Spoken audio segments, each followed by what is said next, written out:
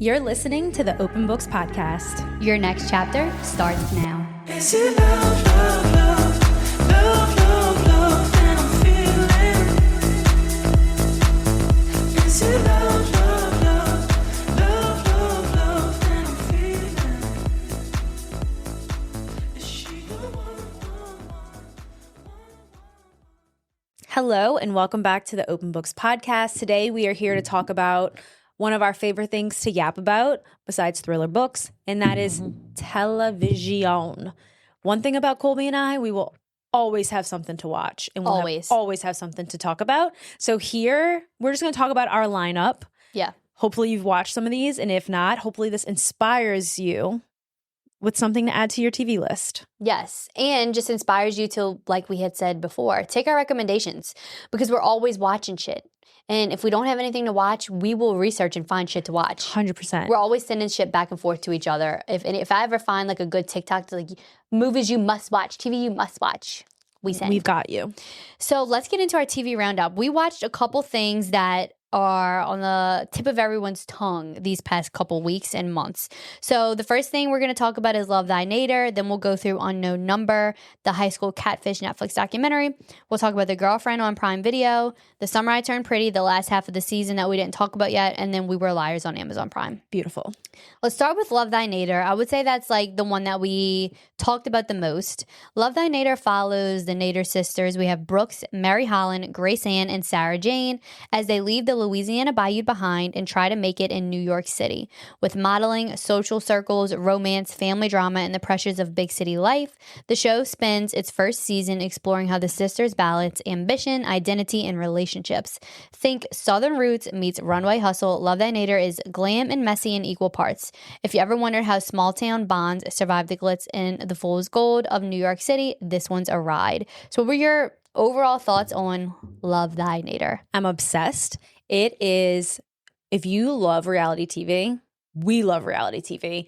This is like that cliche reality TV. Like, I really think they're stepping into the shoes of the Kardashians. I really do believe that. Like, we said it. Like, Kardashians walked so Love Thy Nader could run. Like, so true. It's that type of show. Like, I want more. It has like all the recipe to make a great reality TV show. So good. The sisters are stars. Also beautiful. I think they were born to be stars. I think their family knew that they were stars when they were little. It's like some people just have it. And they do. Obviously love their Louisiana roots because we're Louisiana girls. Yeah, that's always so fun for us to see is like our state be portrayed, and they actually did a great job of it. Because like, duh, you can make it. Yes, you can make it. And like, we have something special too. Like, I love that they weren't just like, ew, Louisiana. Because like, I find that sometimes too, like, I don't ever want to go back there, but like, they love where they're from. Same. I love Louisiana. Yeah. I found the show super entertaining. I think Brooks is a queen. My favorite moment that I just wanted to mention was Brooks and Ozempic. She did not give a fuck. Queen energy. She's taking Ozempic to be skinny because she's a model and she wants to be skinny. And guess what? Stan. And like, she's like, yeah, she listened to her sisters when they tried to give her a little intervention. She's like, okay, sure, maybe not be the healthiest. She's like, but this is my life. No, I love when the doctor's like, I mean, if the modeling agency was going to tell you to like smoke a cigarette before or whatever, would you do it? And she's like, yeah, I've literally taken jobs where they were like, smoke a cigarette and don't eat all weekend, or smoke a cigarette all weekend, whatever. Yeah. I'll do it. She's committed. She does not care. And you would do it too for a check. 100%. She's doing what she's doing to, like, I call it work ethic. You know what? They did say that she's very 90s coded. Like, if she was a model in the 90s, she would have been like, boom, like so true. Freaking Naomi Campbell. And she really does like have that 90s. She does. Zing. Which makes her so she's gorgeous, fun to watch. I love them. I love them too. I want more. Yes. Then we have Unknown Number, the high school Catfish documentary. This is on Netflix. This true crime documentary tells the story of Lauren Licari and her then boyfriend Owen, who start receiving harassing texts from an unknown number. The flurry of messages, taunts, threats, insults lasts over a year. An investigation involving local authorities and the FBI eventually uncover a shocking twist. The perpetrator is someone very close. Lauren's own mother, y'all. We didn't stutter. Her mom, Kendra.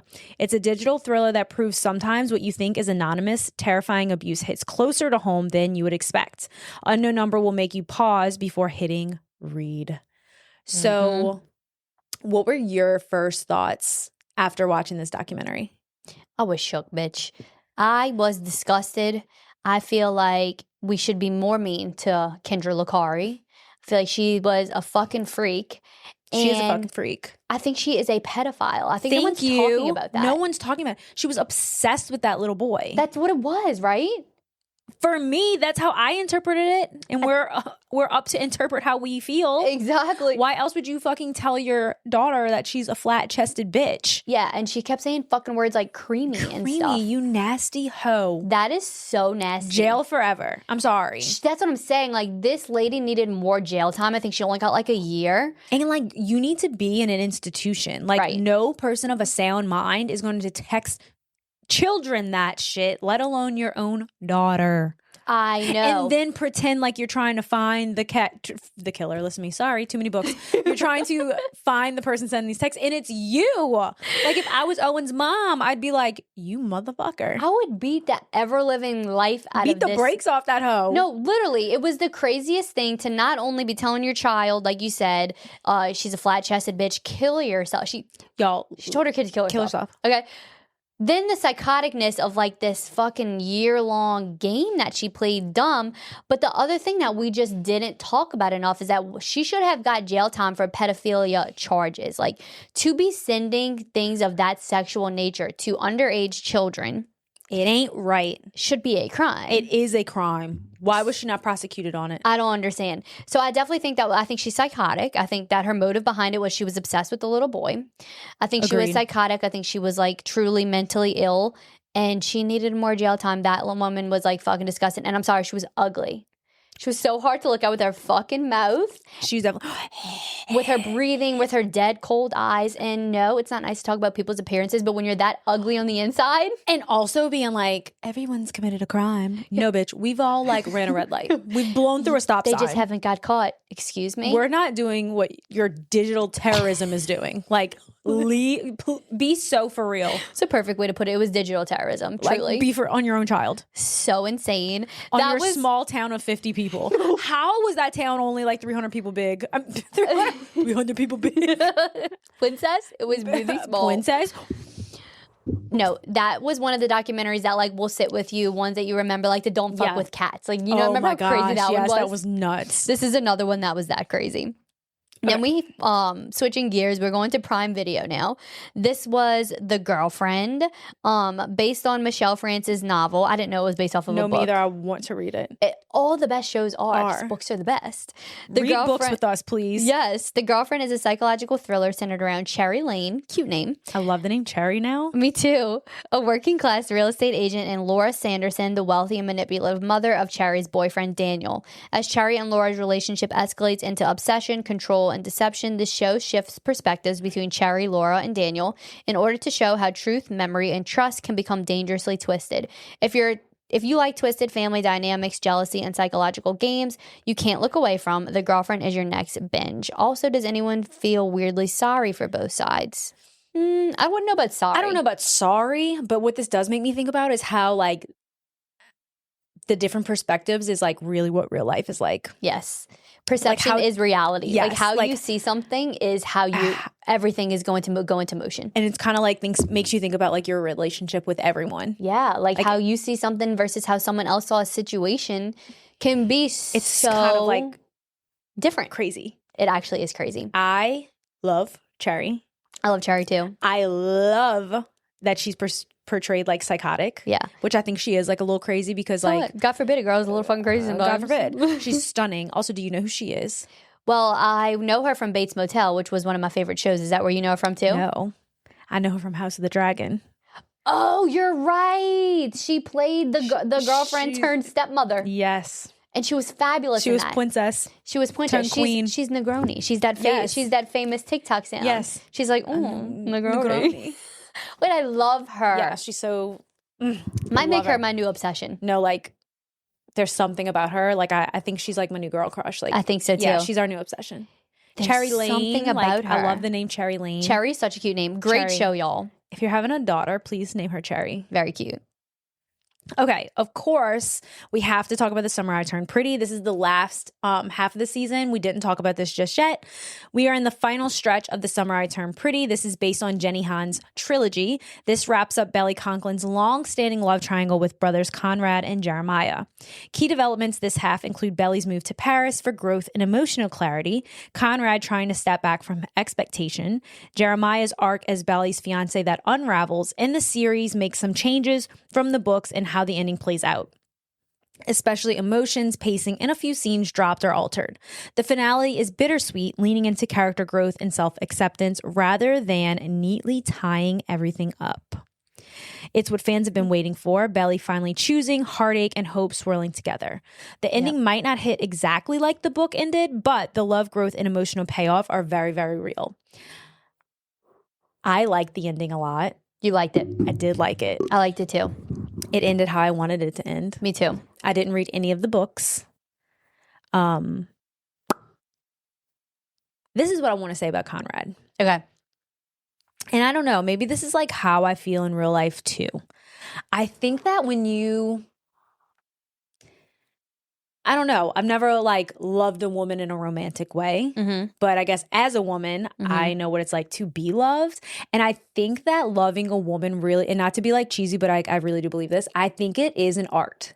Like to love a woman is an art. Like there's a way to do it. I just got chills because Okay. you're right. Like, and that's why I think it's so hard when people are like, what do you want me to do? Like, what can I do?